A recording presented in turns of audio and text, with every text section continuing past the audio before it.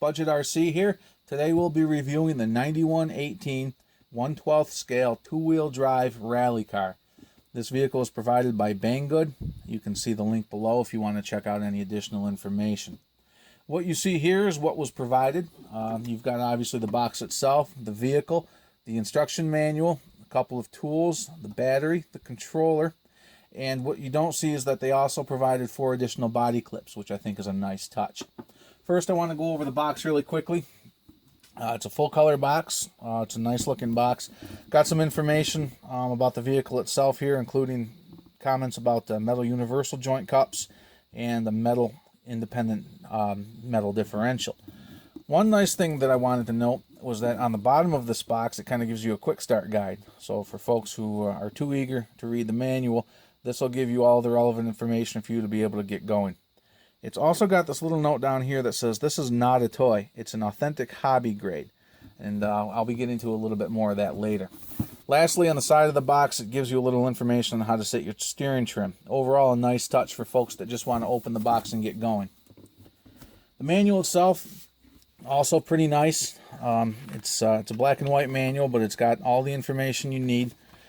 And one nice touch is that it's also got a parts breakdown with a picture of every part on the vehicle. It's also got the part number of each one of these parts.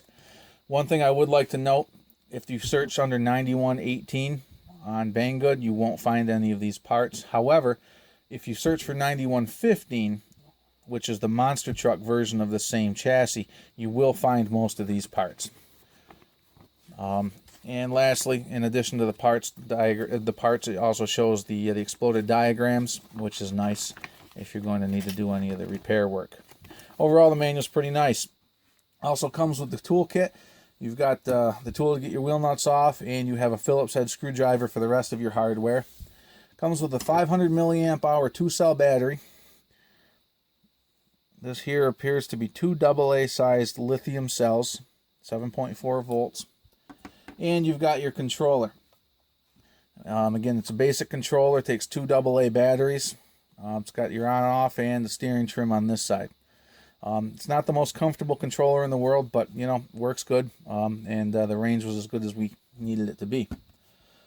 Moving on to the vehicle itself, you can see that it's a nice looking body. It's definitely a Mustang inspired design. Nice and colorful. It's got some carbon fiber type appearance to it. And overall, not a bad looking body. Now we'll go ahead and take the body off, and you can see what the rest of the vehicle looks like.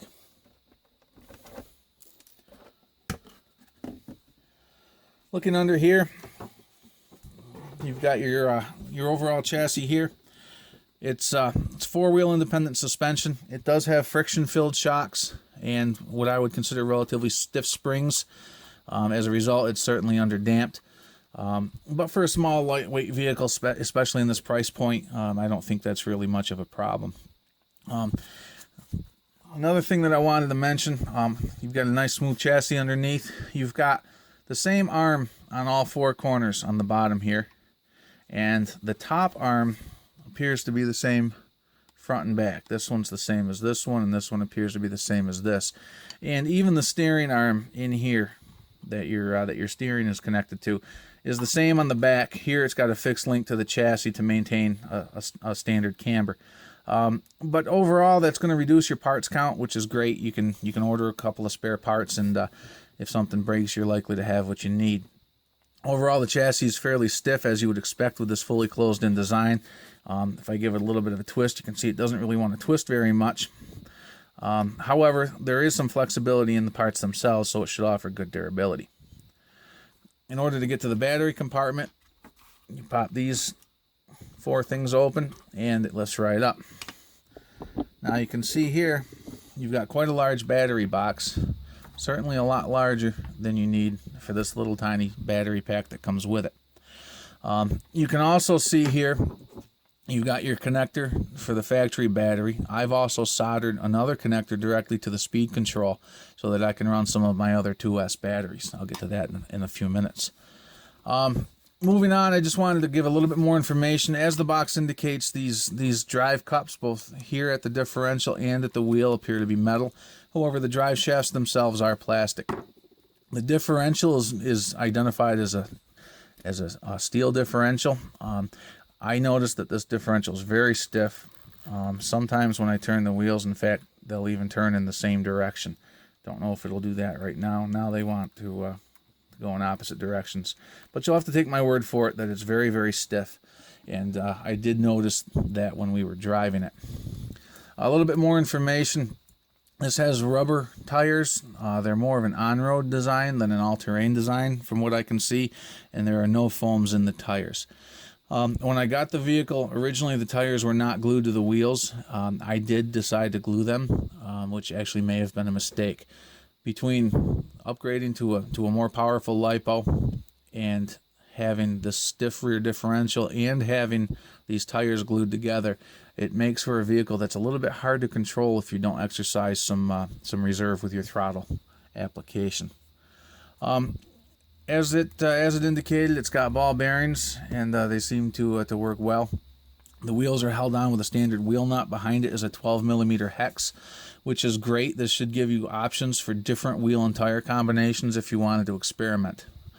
Now I want to move on and give you a little bit of a rundown on the electronics. What I'm going to do for that is to pause the video. I'm going to remove the screws holding the motor cover and the servo cover on so that you guys can take a look underneath.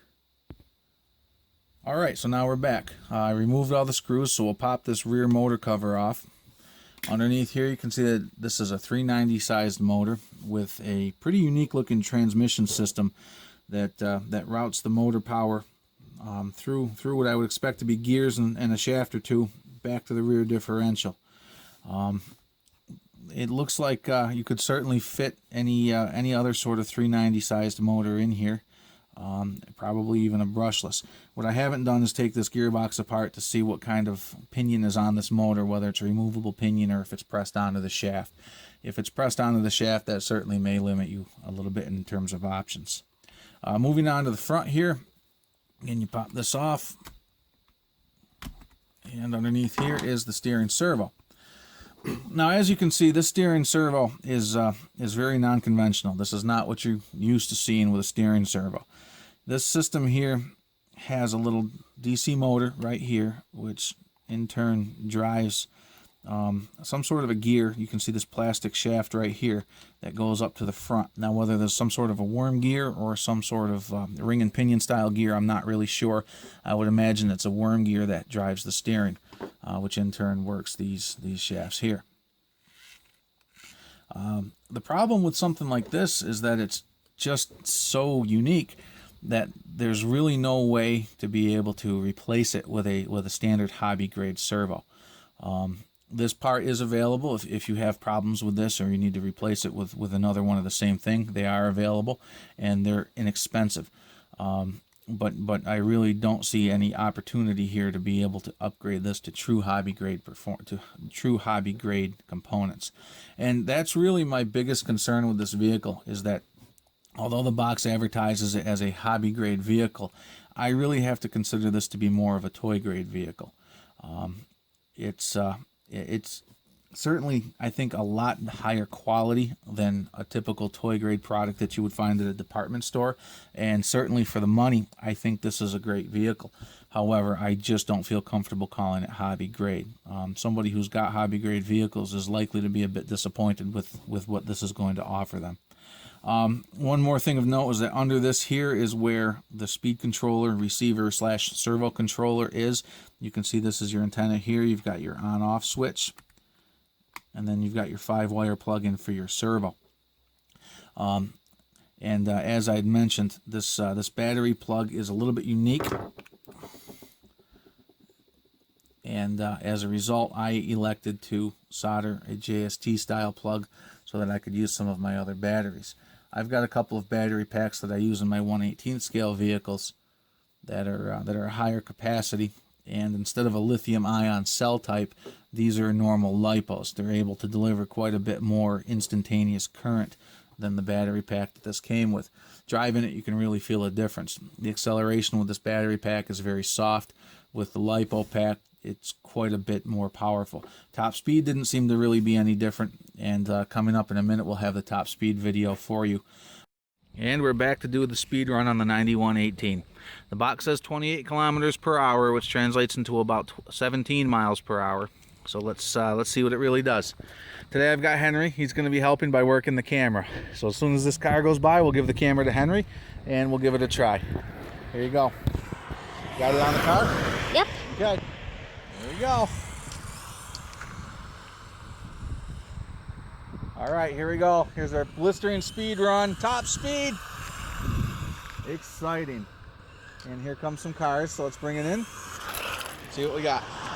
Let's bring it over in the shade and we'll take a look. All right, put it right on there so you can see what it is.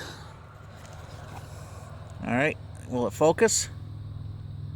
There we go. 12.3 miles per hour. I think the battery that this comes with is actually kind of an appropriate battery. For a beginner, especially being a two-wheel drive vehicle, this can be a little bit difficult to control. The softer acceleration that you get with this battery makes it a lot easier to drive. As you'll see from one of my other segments, you'll see that my daughter, who does not have any experience driving hobby grade cars, really struggled with this vehicle when it had the LiPo pack in it. All she was really able to accomplish was to be able to do donuts. My son did a little bit better, since my son is quite a bit more experience with hobby grade vehicles. All right, guys, we're here at a skate park. We've got the 9118 again, and I've got my two test drivers right here. Say hi, Henry and Olivia. So first we're going to have Henry give it a go and see how he does. All right, here you go.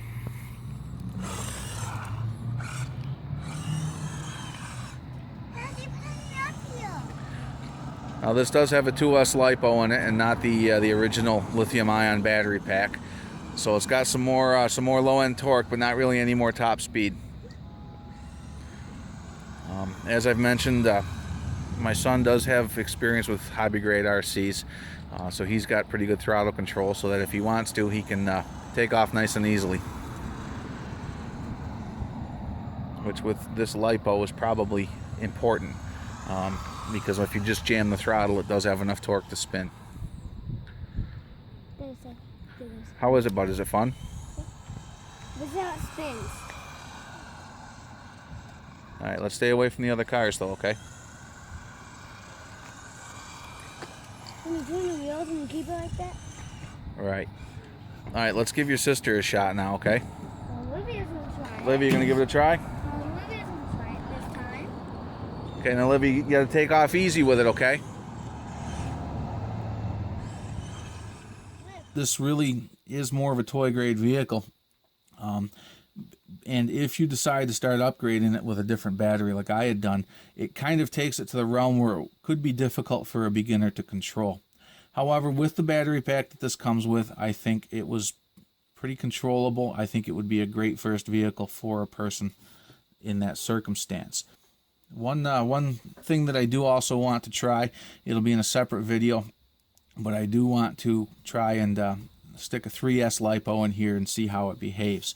The 9115 monster truck version of this that I had mentioned before does come with a 3-cell lithium-ion battery pack, which is of course a higher voltage than this 2-cell. And I think the voltage is pretty similar to what a 3S LiPo would be. So I do think that the electronics here should be able to withstand 3S LiPo, and I'm going to give that a try and post my findings on a follow-up video.